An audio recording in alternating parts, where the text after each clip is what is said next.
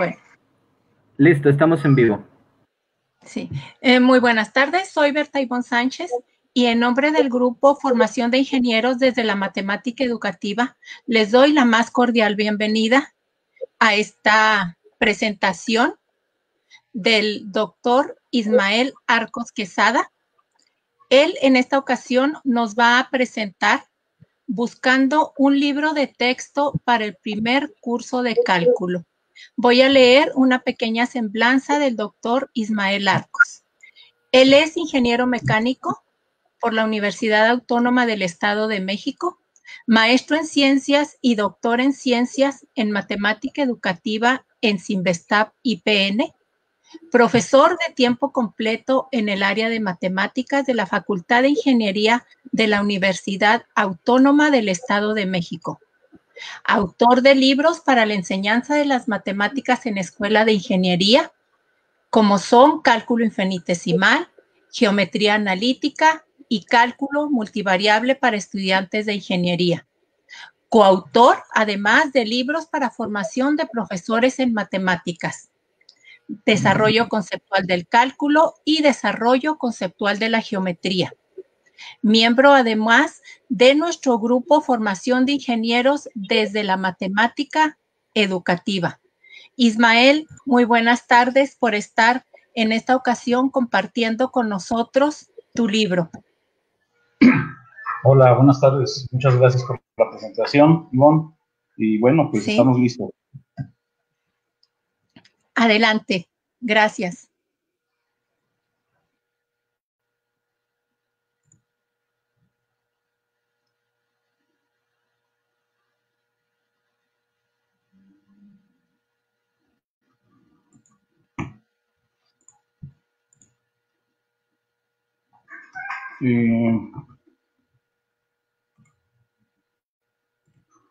Tengo dificultades aquí para...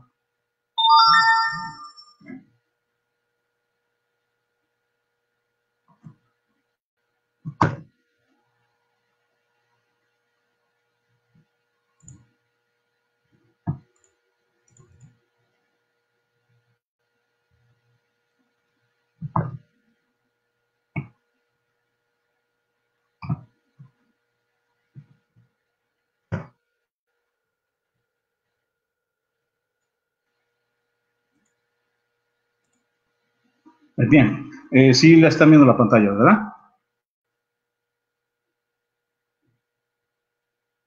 Perdón, ¿sí me escuchan?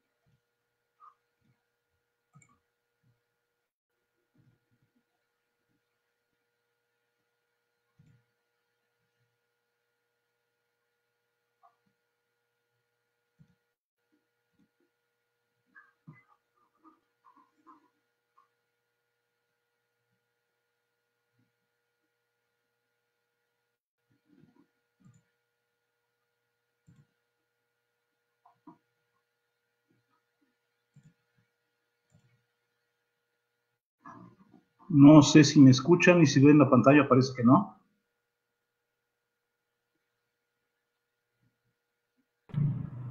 Doctor Ismael, si puede por favor compartir su pantalla.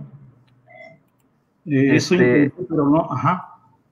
Sí, es donde tiene la presentación.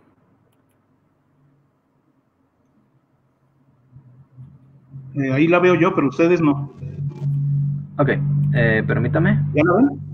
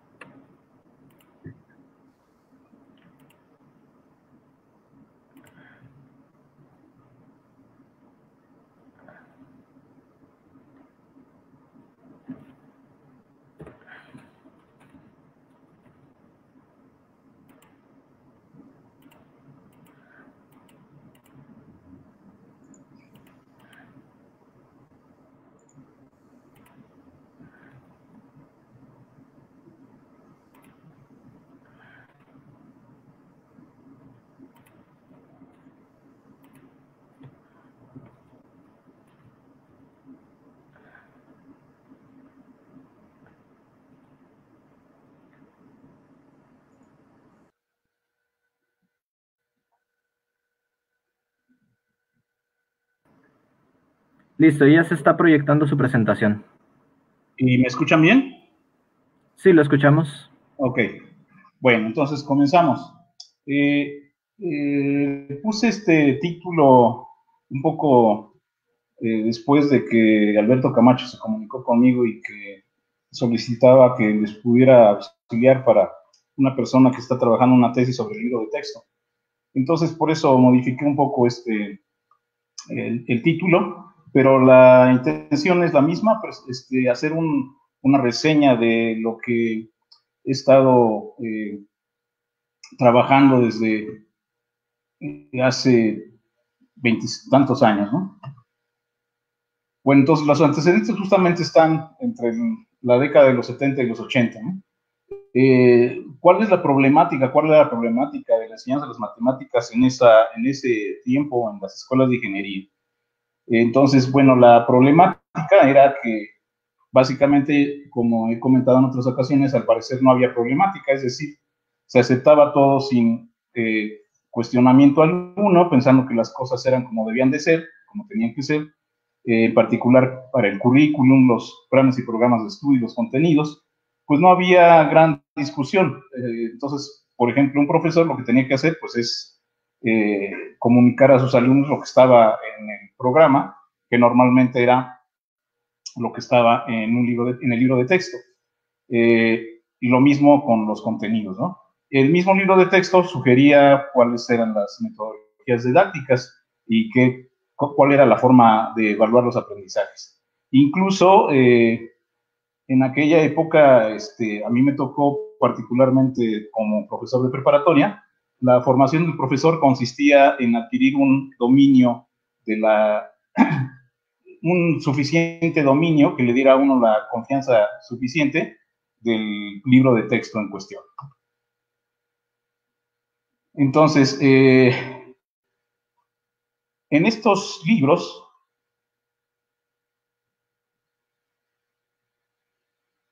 bueno, primero esta parte de aquí, perdón. Como estudiante, yo les había comentado que este era el libro que utilizamos. Nótese que yo era en aquella época donde todavía había rotulador de plástico, ¿verdad?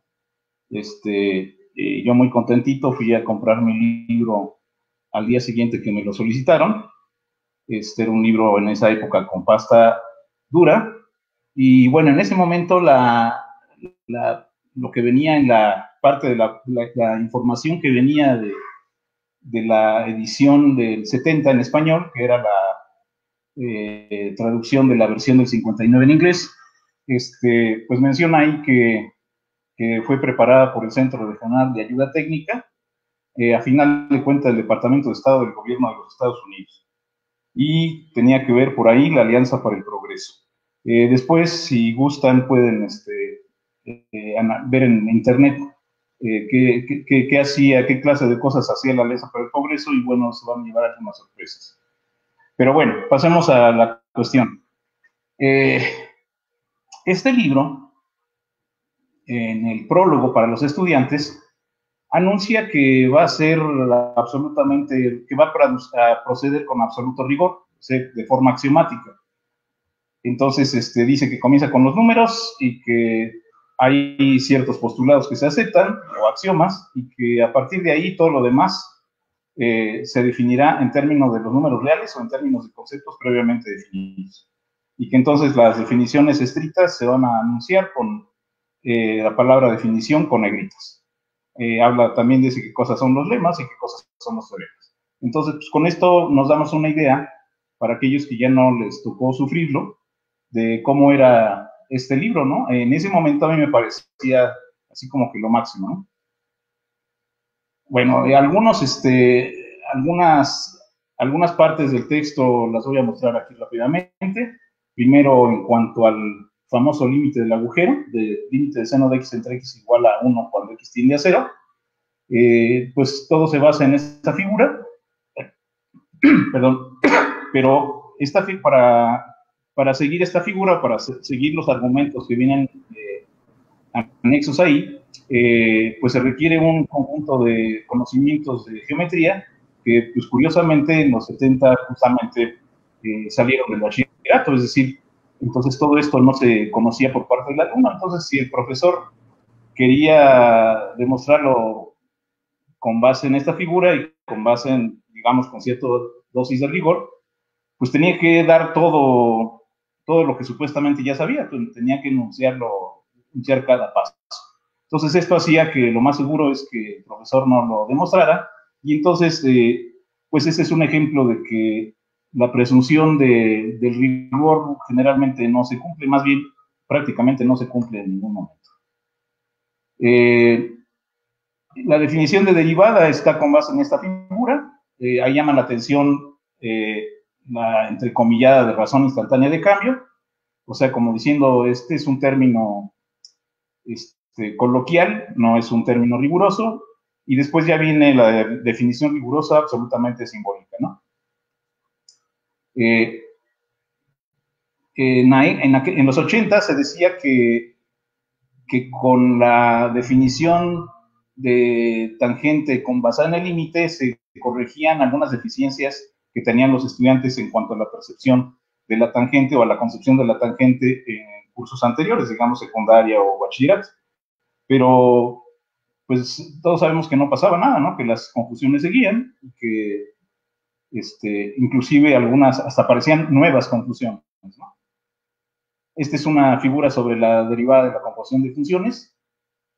O sea, cualquier alumno que acaba de terminar el bachillerato, pues, termina absolutamente perdido, ¿no? Y esta es un ejemplo de que la parte que probablemente podría interesar más en la ingeniería, que en el caso de los límites es la ubicación de las asíntotas, pues aquí brilla por su ausencia, ¿no? Lo único que hace, además, con esta notación de f igual a i cúbica más i entre 2i, o sea, no es la notación a la que estábamos acostumbrados actualmente, pero es una notación que pretende ser rigurosa, en lugar de hablar de la variable, habla de la función identidad, ¿no? Bueno, el chiste es que con una función tan sencilla como un medio de x cuadrada más un medio, ni siquiera se requieren teoremas para establecer las asíntotas, ¿no? Si x está,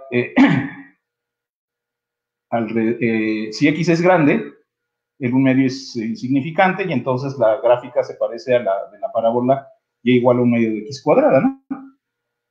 Y si x tiende a 0, pues por supuesto que aparece una discontinuidad asintótica. Pero no lo menciona, nada más dice límite en infinito es infinito, límite en menos infinito es infinito, límite en cero por la derecha es infinito y límite en cero por la izquierda es menos infinito. Eso es todo lo que dice. Y luego hace una tabulación y listo, ¿no? Bueno. Todo esto que está en el libro de Husserl, yo como estudiante pues no lo percibí. O sea, yo no era consciente de que eso que estaba yo tratando de entender iba a no verse reflejado en los cursos de mecánica o de termodinámica, etcétera, sino una versión distinta del cálculo. Bueno, entonces, a partir de que en los 80, ya, bueno, el primer curso de cálculo en ingeniería lo den en 1983, y entonces, a partir de entonces, empiezo a pensar que las cosas no andan bien, y entonces, entre el 90 y la actualidad, pues, busco, en primer lugar, ver qué cosa está mal, y después tratar de hacer alguna aportación personal que funcione al menos en la institución en la que trabajo. Entonces, hay tres partes o tres aspectos de mi trabajo en todo este tiempo. Uno es el análisis de textos, básicamente se ve reflejado en las tesis de maestría del 94 y de doctorado en el 2000, en donde hago un contraste de lo que vemos en los libros de ciencias de la ingeniería contra lo que vemos en los textos de matemáticas. Y ahora yo lo veo así, es muy fácil percatarse de las enormes diferencias, o sea, de la incongruencia que se tiene entre la matemática que se enseña en los primeros semestres contra la matemática que se utiliza en los textos de ciencias de ingeniería. El segundo aspecto es el aspecto histórico, que es la revisión de versiones originales del cálculo. Esto tuvo que ser precisamente hasta el 2000, aunque empecé un poquito antes, pero a partir de los 2000 se comenzaron a tener versiones en castellano y además, aunque fuera en inglés, pero se empezaron a tener estudios históricos y traducciones de textos originales. Entonces la historia fue una componente muy importante, sobre todo a partir del 2000 para acá. Y otra característica, pues, es de que conforme la tecnología nos lo iba permitiendo, pues iba haciendo algunas modificaciones o algunas incorporaciones del aspecto tecnológico, básicamente primero de matemática y luego de GeoGebra, a estas versiones, a estas propuestas del curso de cálculo. Bueno, estas son las versiones primeras, ¿verdad? Las dos azules son las que se hicieron con la Fundación ICA en la segunda parte de los 90, y la de la derecha es una versión en formato chiquito, más o menos era como medio oficio, que fue la primera que surgió con la editorial familiar, ¿verdad? La de mi hijo. Estas otras tres son las siguientes, ¿verdad? Ya con un poquito mejor presentación en el editorial, que son la segunda, la tercera y la cuarta. Y esta es parte de la quinta, que pues presenta en la portada un fragmento del hermoso vitral de Leopoldo Flores que está en la Facultad de Ingeniería. Bueno, ¿qué modificaciones hice en los contenidos y en su presentación? Bueno, lo primero que hice a partir del análisis histórico fue cambiar el papel central del concepto de límite al de la diferencial. Por supuesto que esto fue dándose poco a poco, ya que pues esto significa solamente el hecho de aceptar lo infinitamente pequeño y de definir la diferencial como una cantidad, un incremento infinitamente pequeño de una cantidad variable. Esto presenta una oposición, si no es que una descalificación total por parte de los profesores que son partidarios del rigor. Y yo distingo tres partes del curso, que son los conceptos básicos, el cálculo diferencial y el cálculo integral.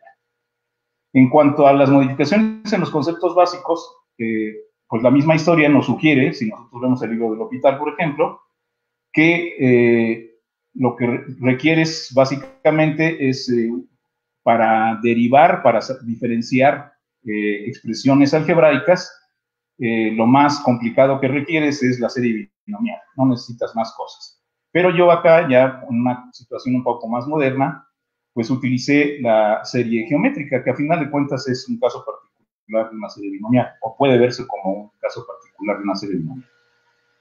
También aproveché la notación, hacer una adaptación de la notación posicional en base 10 a una con base infinitamente grande. Esto particularmente para la localización de asíntotas.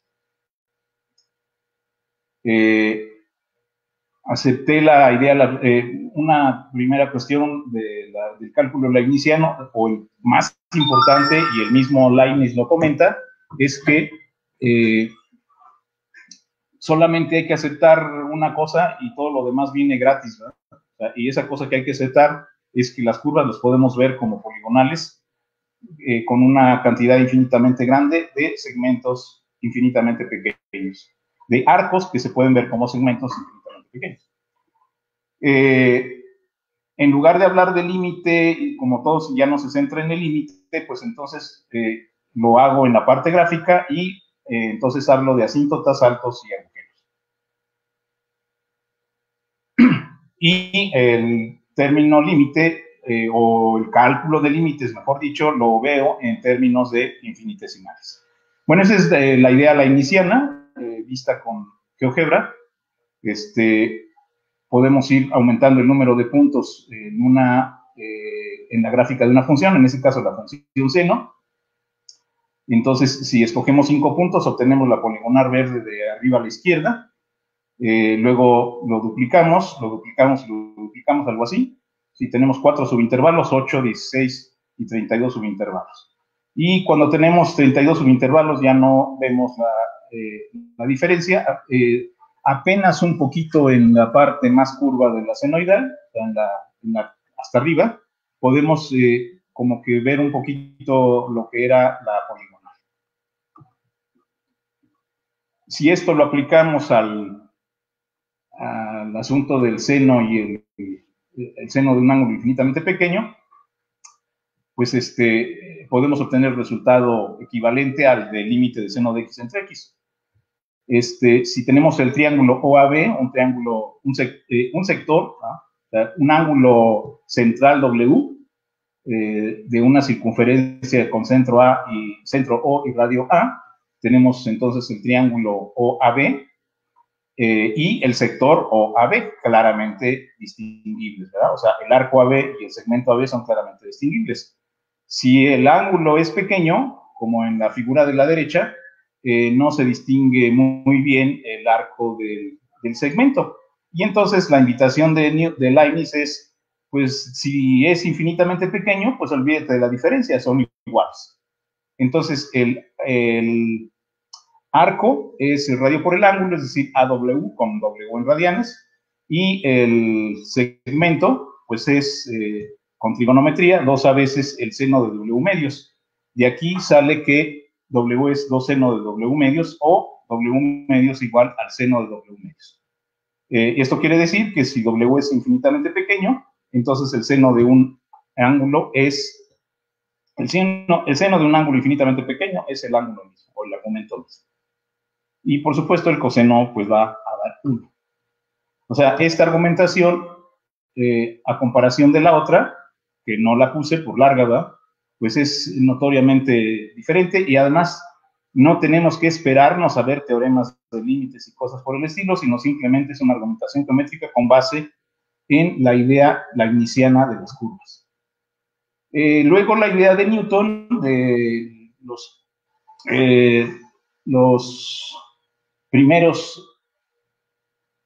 las primeras razones, el principio de las primeras razones, que nos dice que si tenemos un pedacito de curva verde, en ese caso otra vez es la función, es un pedacito de la gráfica de y igual a seno de x, y tenemos un incremento delta x de 0.5 unidades, entonces el segundo punto es el punto final, si queremos ponerlo, es Q, y la tangente ahí está. O sea, la tangente no tenía que definirse antes, ¿verdad? O sea, dijeron que tenía que definirse hasta que dijeron que los infinitesimales no, o que no se aceptaban cosas vagas, ¿no? Pero bueno, todos sabían que era la tangente, y la tangente es la línea roja. Entonces tenemos la tangente PT, el arco PQ y la cuerda PQ, claramente diferenciadas. Si vamos reduciendo el incremento, pues vamos viendo que la recta, la tangente y la cuerda van aplastando, van dejando adentro, como sándwich, ¿verdad?, a la curva. Y con apenas 3.125 100 milésimas, pues ya se nos está perdiendo. Por supuesto, ya no aquí puse otra figura, pero pues podemos seguirle haciendo, ¿verdad? Y si una curva, una función como esta, una función racional como x cúbica menos 3x cuadrada más 2x más 1 entre x menos 1, aplicamos el algoritmo de la división, nos va a dar x cuadrada menos 2x más 1 entre x menos 1, lo cual nos dice que si x es infinitamente grande, la parte racional del lado derecho va siendo cada vez más despreciable, y por lo tanto la gráfica se va pareciendo a la de x cuadrada menos 2x. Por supuesto que si x es grande y positiva, 1 entre x menos 1 es positivo. Por lo tanto, no solamente anticipamos que la gráfica de phi se va pegando a la parábola, sino que además se va pegando por arriba, ¿sí?, como lo dice la gráfica. Y por otro lado, si x es 1, si x tiende a 1, el numerador tiende a 1 y el denominador a 0. Nada más que tiende a 0 por la... sí, perdón, entonces la función tiende a 1, el numerador tiende a 1 positivo siempre, mientras que el denominador depende de dónde nos acerquemos. Si x es mayor que 1, entonces queda positivo y entonces nos vamos hacia arriba, hacia más infinito. Mientras que si x es menor que 1, entonces x menos 1 es negativo y entonces nos vamos a infinito por abajo. Bueno, esto es una información mucho más importante en el caso que nos interese la graficación. Si nos interesa el hablar de un límite, por ejemplo, pues yo siempre he dicho que si en todo caso tiene sentido si nos interesa, como dijera L'Hopital, ver por dónde pasa, aunque nosotros diríamos ver dónde hay un agujero o un hueco, ¿sí? Entonces se calcula el límite, por ejemplo, aquí es 1 menos x, raíz cúbica de x entre 1 menos raíz cuarta de x. Por supuesto que hay problemas cuando x vale 1. Y de hecho, el cálculo del límite solamente tiene sentido cuando se presenta la forma indeterminada 0 entre 0, en una función racional, por ejemplo. Entonces, si x tiende a 1, arriba es 0 y abajo es 0. Y entonces aplicamos la definición del límite, entonces con base en infinitesimales, y es decir, encontrar el término principal de f de 1 más alfa, donde alfa es infinitamente pequeño. Entonces aplicamos la serie binomial, por eso se da antes, y esto nos da 4/3 más un infinitesimal. Por lo tanto, el límite de f cuando x tiende a 1 es 4/3, y por lo tanto hay un agujero en 1,4/3. Por supuesto que en los libros como el Hazer esto no interesaba, nada más lo único que interesaba decir es que el límite era 4/3. Y además la pregunta venía directa, o sea, no venía una pregunta como analiza el comportamiento de esta función, y uno tendría que concluir que en x igual a 1 hay problemas. En cuanto al cálculo diferencial,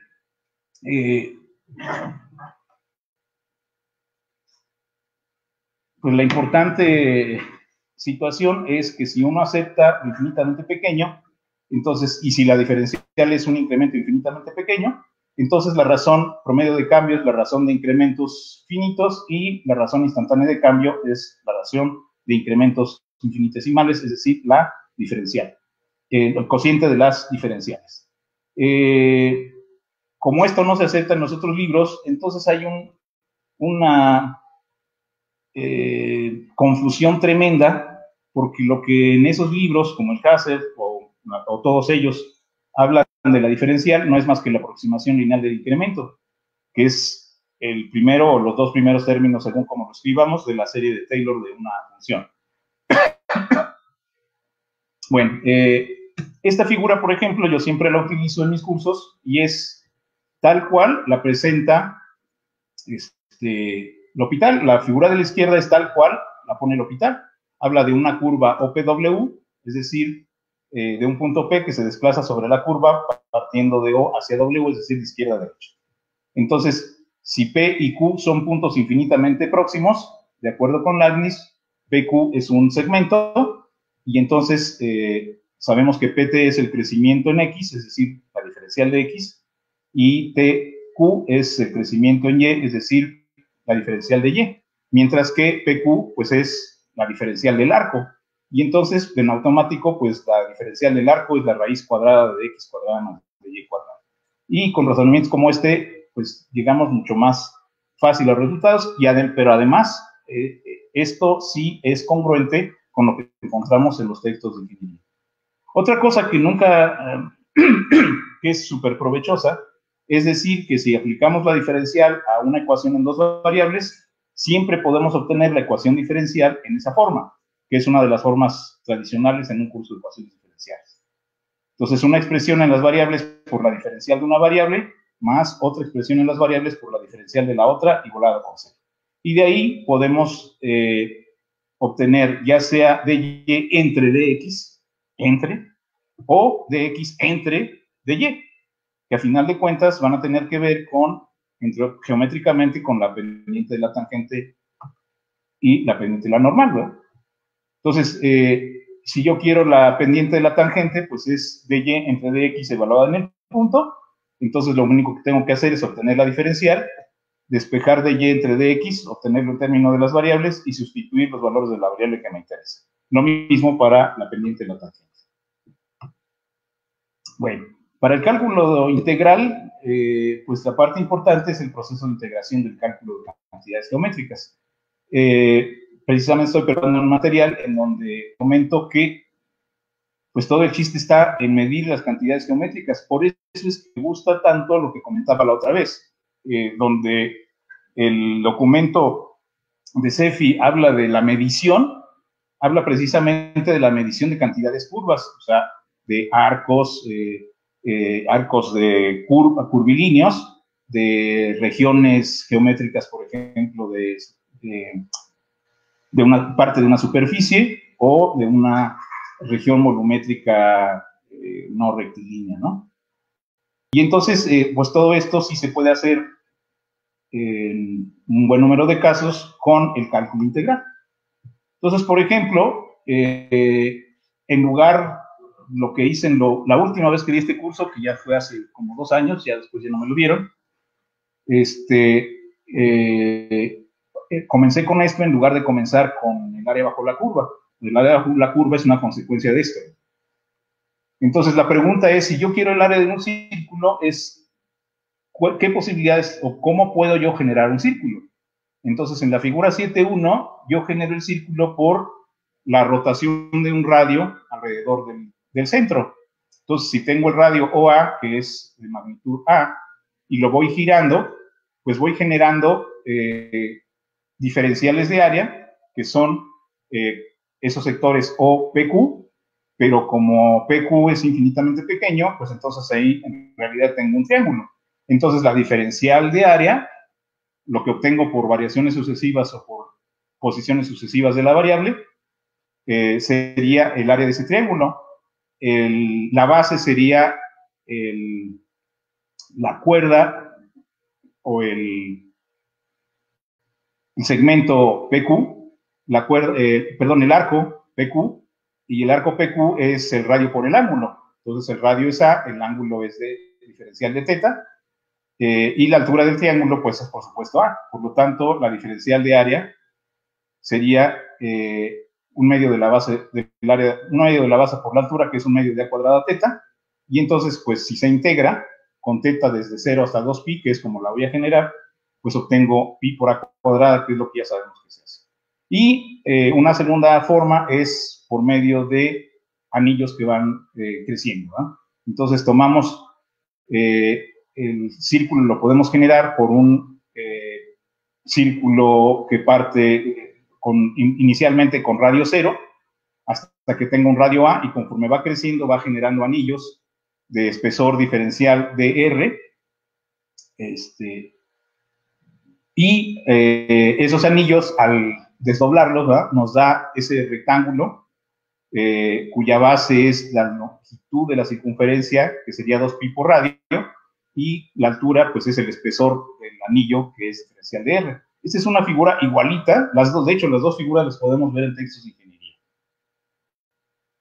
Entonces, la diferencial de área, pues, sería 2pi R de R, y entonces de ahí se obtiene también el mismo resultado.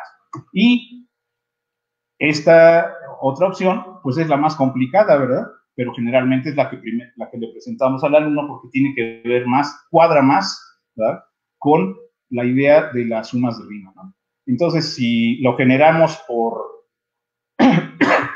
pequeños trapecios que se van desplazando, que se van generando por la variación de la misma variable independiente x, desde que x vale menos a hasta que vale a, pues entonces vamos a tener trapecios A, B, Q, P, pero esos trapecios, en el caso que está sombreado, que es donde va decreciendo, por lo tanto el trapecio sería el rectángulo menos el triángulo. El rectángulo es dx por y, o y de x, y el triángulo es un medio de dx de y, que se puede ver que es infinitamente pequeño con respecto a y de x, porque es el producto de dos infinitamente pequeños. Por lo tanto, nos quedamos con y de x, y ahora hay que sustituir y como una función de x, que es la raíz de a cuadrada menos x cuadrada, y todo lo demás, pues, como ya sabemos, ¿no? Entonces, de estas tres, pues la más difícil es esta, pero es la que normalmente le presentamos a los estudiantes, ¿no? Bueno, después ya se puede ver eso como un caso particular, y entonces, sí, si yo lo que quiero es generar el área bajo la curva, pues la diferencial es f de x por dx, o sea, y por dx, que es f de x por dx, y eso se integra entre los valores que me interesan. Finalmente, algo que he pensado mucho, que facilita mucho el asunto, es partir de lo sencillito, aunque sea obvio, pero aplicar el procedimiento que nosotros vemos en los textos de ciencia de la ingeniería y irlo generalizando. En el caso de objetos unidimensionales, es decir, segmentos o arcos curvilíneos, pues comenzamos con un segmento horizontal, es decir, en la dirección de una variable, que en este caso sería la x. Entonces, el segmento AB se genera por la variación de la x, desde que x vale a hasta que vale b, y el tamaño de la variación es dx, ¿no? Entonces, por lo tanto, es la integral de ese elemento de longitud, que sería dx, desde que x vale a hasta que x vale b, y por supuesto, pues esto nos da b menos a, que es la longitud del segmento. Esto parece tonto, ¿verdad?, porque ya sabemos que eso vale b menos a, pero es para ilustrar que si le vamos a hacer así siempre, pues lo único que va a cambiar es la dificultad en el cálculo de la integral. Si ahora enchuecamos el segmento, por ejemplo, vamos del punto 1, 0 al punto 5, 3, tenemos por lo tanto un triángulo de catetos 4 y 3, que ya sabemos que es 5, ¿no? Entonces, en este caso, tenemos la recta y igual a 3/4 de x menos 1. dl ahora sería la raíz de dx cuadrada más dy cuadrada. Y bueno, haciendo las cuentas, vamos a llegar a que vale 5. Otra vez, parece que no hay ganancia, pues porque yo ya sabía calcular la distancia entre dos puntos en un sistema bidimensional. Pero ahora nos vamos al caso general, tenemos una curva, y entonces, pues gracias a Leibniz podemos decir que el elemento curvilíneo PQ es rectilíneo porque es infinitamente pequeño. Y entonces otra vez de ese es de x cuadrada más de y cuadrada. Y el asunto entonces se convierte en ver cómo dejar esa diferencial en términos de una sola variable independiente. El caso más común, pues, es poner y como función de x, con x entre a y b, y entonces haciendo esas cuentas nos da la consabida formulita de 1 más f' de x al cuadrado en raíz por la diferencial de x. eso se integra entre A y B y obtenemos la longitud SA. Bueno, ¿qué sigue? Pues sigue algo un poco más difícil, pero afortunadamente en todo ese tiempo ya se me han ido aclarando las ideas.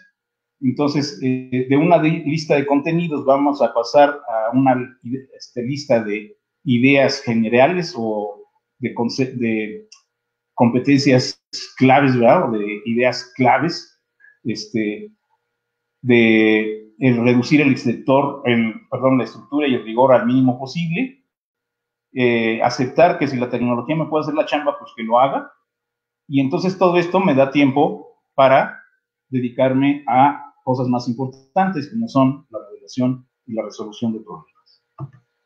Bueno, pues ese es lo que quería comentarles.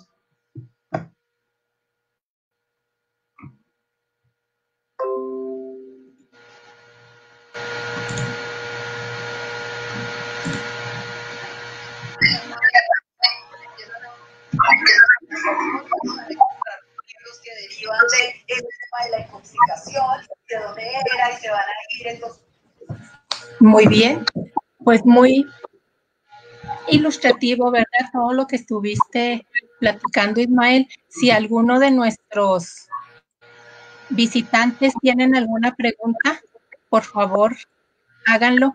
A mí, o sea, lo que me llama la atención antes de que si alguien del público quiere hacer algunas preguntas, ¿cómo lo han tomado los estudiantes? Porque esto que tú estás haciendo es romper con una parte, ¿verdad? Que a lo mejor ya tenemos muy arraigada como profesores el utilizar siempre como eje central la noción del límite.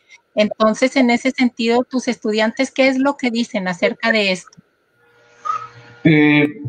La reacción, digamos que inmediata, es, primero es un poco de desconcierto, o sea, lo más común es que todos ellos llevaron un curso de cálculo diferencial.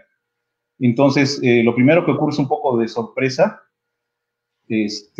pero conforme van viendo que todo es más fácil, pues inclusive dicen, ¿por qué no me lo explicaron así desde el principio, no?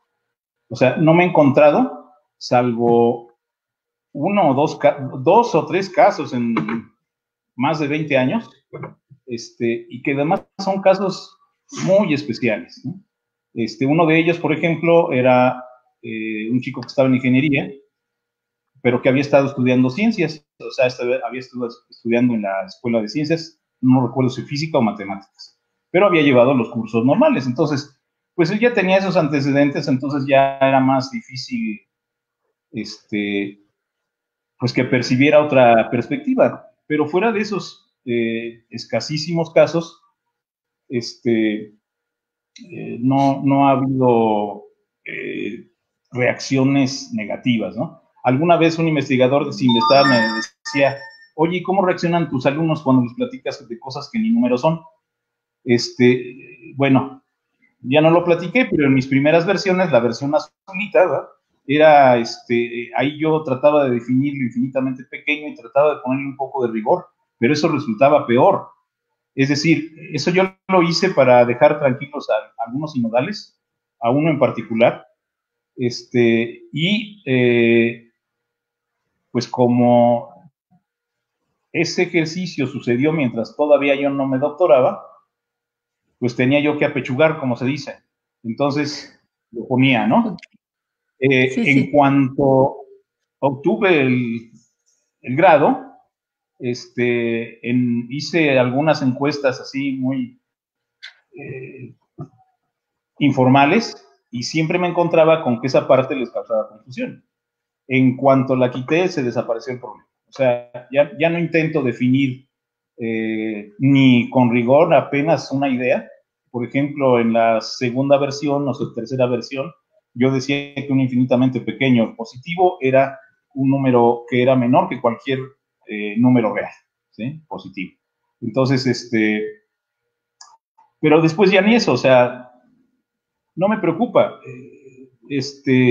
Díaz Covarrubias tenía en su libro de cálculo de fines del siglo XIX, tenía una cuestión muy sencilla, ¿no? Una idea muy interesante. Decía, los infinitesimales son elementos auxiliares, no recuerdo si la palabra era elemento, pero a lo de auxiliar sí, algo así como eran elementos auxiliares que nos servían para llegar al resultado, que en el momento que llegamos al resultado ya nos dejábamos de preocupar por lo infinitamente pequeño. Es decir, si yo llegué calculando el área que me dio pi por a cuadrada, pues ya, o sea, allá no hay infinitesimales, ya no hay cosas de esas, los infinitesimales ya cumplieron, y entonces a lo que sigue, ¿no? Y la actitud de los alumnos es así, o sea, ellos no entienden por qué se tiene que complicar mucho el asunto con cuestiones de rigor, cuando finalmente no lo van a requerir después, o sea, no van a requerir pensar con ese rigor lógico. Y en este sentido, ellos pueden resolver problemas como lo hacen si tuvieran otro acercamiento. Bueno, aquí podríamos distinguir varios problemas, ¿no? Uno es, digamos, los problemas típicos del libro de texto. Sí. Entonces, ahí las dificultades son, bueno, en problemas de razones de cambio, y ustedes lo podrán ver en los archivos, ahí viene una buena colección de esos problemas, se ve inmediatamente que cuando menos a manera de lenguaje, de manejo simbólico, los infinitesimales facilitan las cosas la mayoría de las veces. Entonces, si lo podían resolver alguien que hubiera sido capaz de resolverlo de la otra manera, lo va a resolver más fácilmente con esta perspectiva.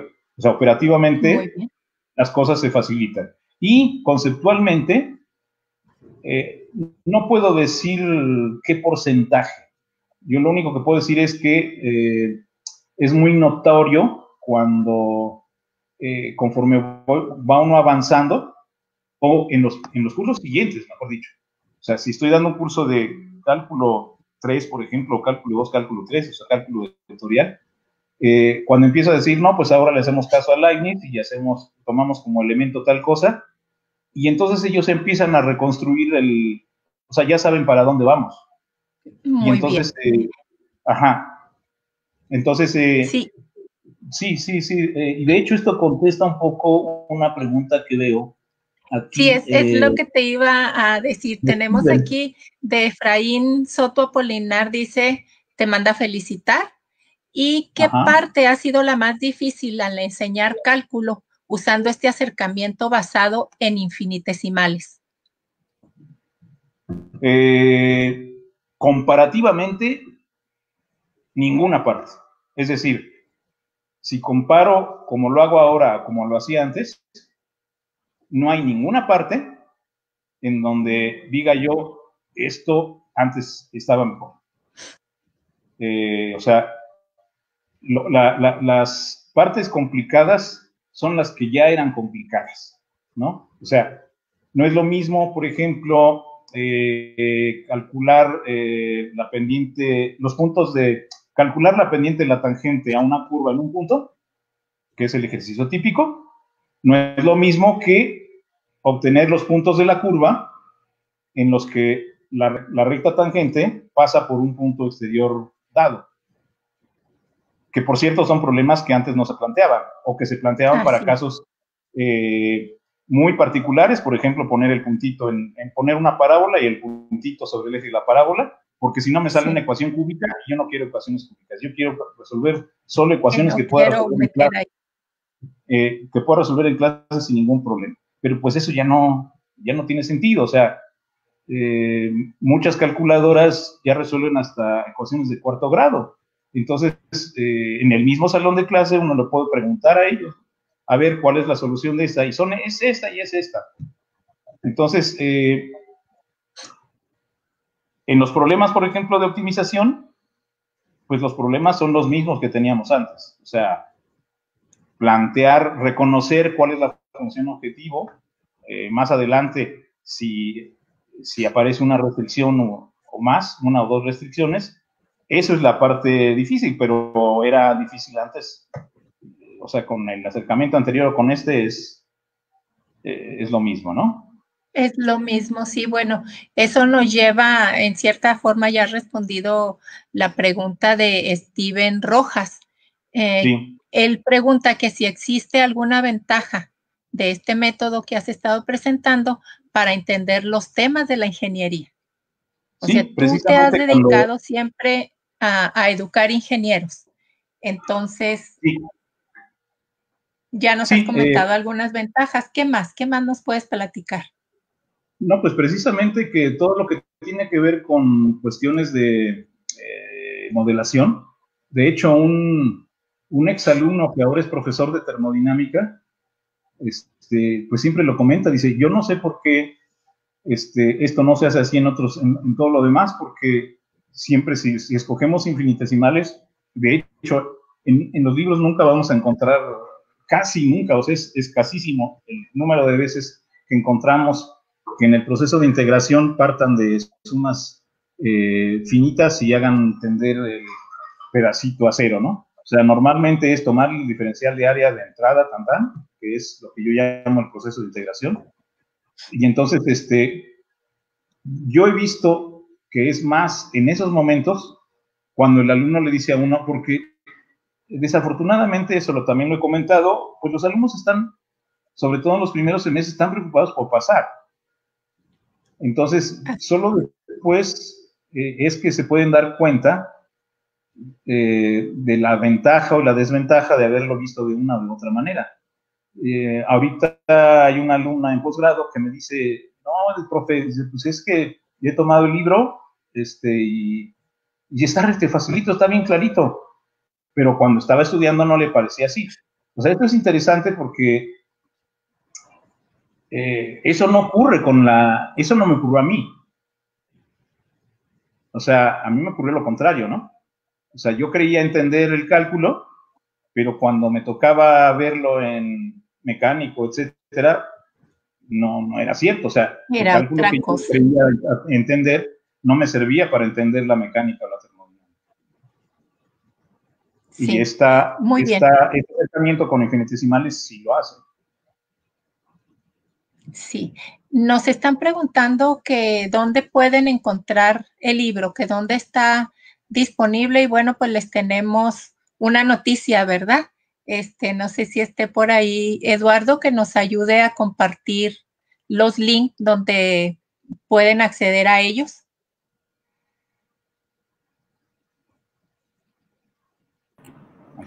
Hola, buenas tardes.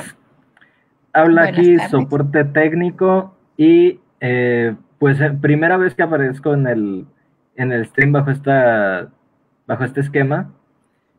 Y es que digamos que somos parte del staff que está detrás de cámaras y encargándose de algunas cuestiones, pues ya ven, con pasar las preguntas y ese tipo de cosas, pero en esta ocasión venimos a darles un mensaje importante y es precisamente la disponibilidad del trabajo del doctor Ismael a través de los medios que tenemos disponibles actualmente, que es pues, precisamente tener archivos en la nube.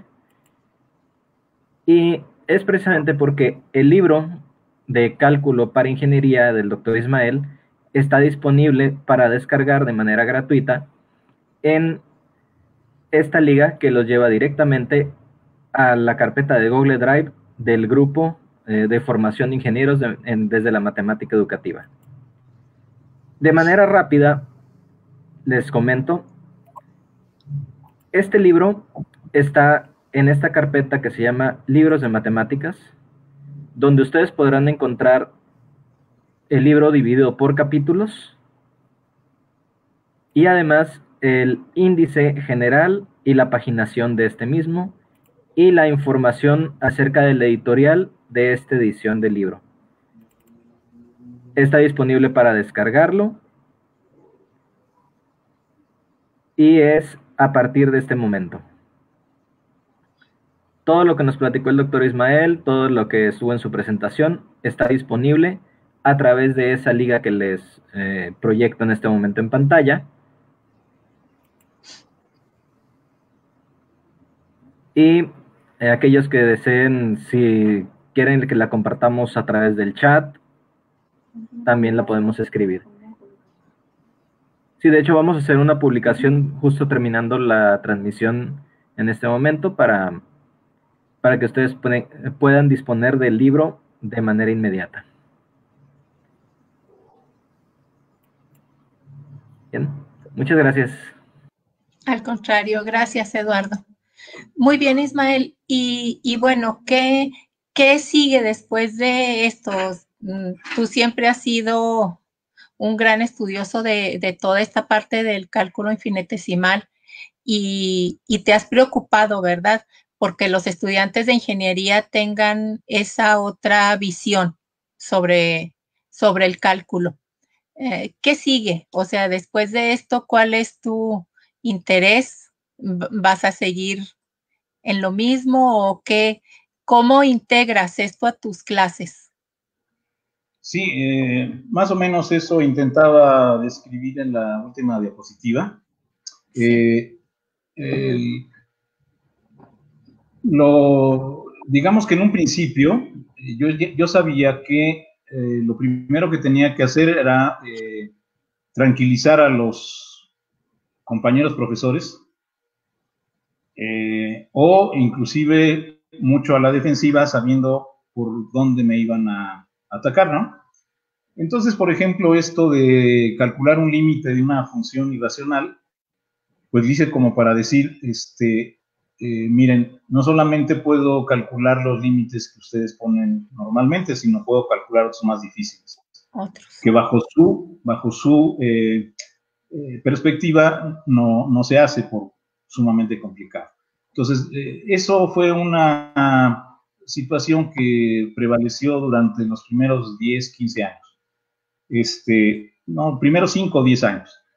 Después ya fui siendo un poco más audaz, pero el asunto es que hasta ahora, aunque, bueno, si ustedes observan, cuando tengan acceso a los archivos, van a ver que se llama, por ejemplo, uno se llama conceptos básicos y los siguientes dos se llaman graficación y aproximación. Uno se llama graficación 1 y otro se llama aproximación 1. Y más adelante, después de ver cálculo diferencial, viene la graficación 2 y aproximación 2.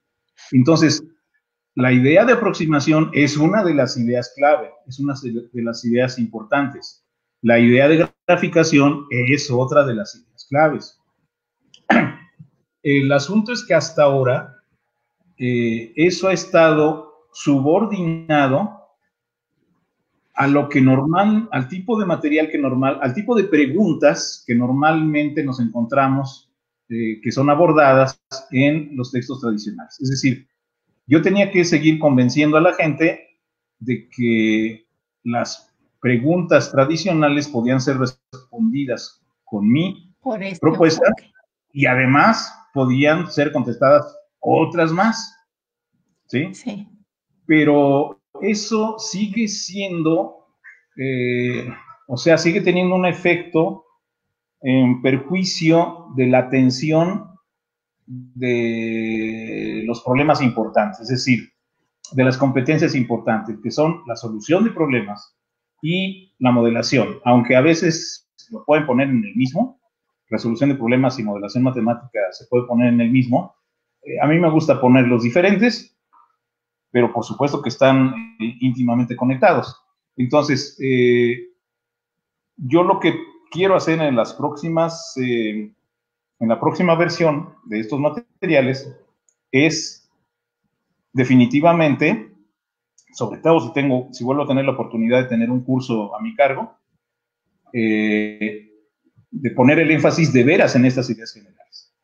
O sea, ya no seguir preguntando ¿cuál es la integral calcula la integral de la raíz de 9 menos x cuadrada, ¿no? Y tienes que hacer tu sustitución trigonométrica y no sé qué tantas cosas, ¿no? O sea, eso ya no, o sea, Carlos tenía una de sus grandísimas frases, que era, bueno, más bien, esa no fue una frase, fue una anécdota, que la última vez que me invitaron a participar en un curso de cálculo para ingeniería, no resolvió ni una integral. O sea, pues eso lo hizo hace más de 20 años. O sea, ahora con más razón. O sea, ¿por qué voy a perder el tiempo calculando una integral? Ahí la resuelves después con tu calculadora. O sea, sí. No hay que seguir. Entonces, de eso se trata lo siguiente, ¿no? ¿Por qué calcular límites? Yo les he preguntado a mis compas, o sea, ¿por qué te interesa ese límite? O sea, bueno, ya les demostré que se puede abordar con esta perspectiva más fácilmente, pero yo digo que de todos modos no es importante, que incluso puede ser más importante calcular las asíntotas que ver dónde está el agujero, o como decía L'Hopital, por dónde pasa la curva. O sea, L'Hopital ignoraba el agujero. Pero la versión rigurosa dice, no, es que ahí, no, el valor de la función está indeterminada. Entonces, es importantísimo que lo digas. Pero, ¿qué pasa? ¿En qué fenómeno ocurre algo así? Ni siquiera hay manera de darte cuenta de eso, porque para darte cuenta de eso, no puede ocurrir nada más en un número, sino en un intervalo. Y entonces ya no sucede lo que dicen que sucede. Entonces, ese tipo de cosas quita muchísimo tiempo. Entonces, la otra parte es la complicada. Es decir, ¿cómo hago un curso de plano dirigido hacia la modelación? Porque lo tengo en el primer semestre. Y difícilmente va a cambiar. O sea, el que yo diga que estoy convencido que no debe ser así, pues yo diré lo que diga, pero no pasa nada, ¿no? O sea, el curso va a seguir, a mí me queda claro que el curso de cálculo de una variable va a seguir siendo un curso del primer semestre. Entonces, sí, perdón, y normalmente son los cursos SEDASO, ¿no? Son los cursos donde tenemos un mayor índice de reprobación, desafortunadamente. Entonces, pero ahí va a seguir estando, como tú dices. Sí, y el problema es que es un curso SEDASO, son momentos o sea, es un proceso de elección de dudosa pertinencia. O sea, si los voy a reprobar porque no calcularon límites o porque no me demostraron cierta cosa, pues estamos fritos, ¿no? O sea, eso no me dice nada, no tiene nada que ver con el posible desempeño profesional del egresado. O sea, nada tiene que ver eso. O sea, si estuviera íntimamente ligado, pues entonces, diríamos que, como dicen otros, pues ni modo, ¿no? Pero no es cierto. Claro. No es cierto. Muy bien. Tendremos que empezar a escribir esa propuesta, ¿verdad? Esa propuesta para los cursos. Pues, muchas gracias, Ismael, por habernos presentado el libro, por dejarlo disponible, por tenerlo en acceso abierto y haber sido a través de nuestro grupo, a través del grupo Formación de Ingenieros desde la Matemática Educativa, que lo has compartido y que nos has dado una excelente plática acerca de cómo llevas el curso y acerca de tus experiencias. Y bueno, pues como ya no hay más preguntas, pues nada más recordarles que tenemos en la parte de aquí de abajo, les vamos a dejar el link y lo pueden consultar después también en la propia página del grupo. ¿Sí? Muchas gracias a todos por habernos acompañado y gracias, Ismael. Suerte. No, gracias a ustedes. Gracias. Aquí estamos. Saludos a todos. Saludos, gracias.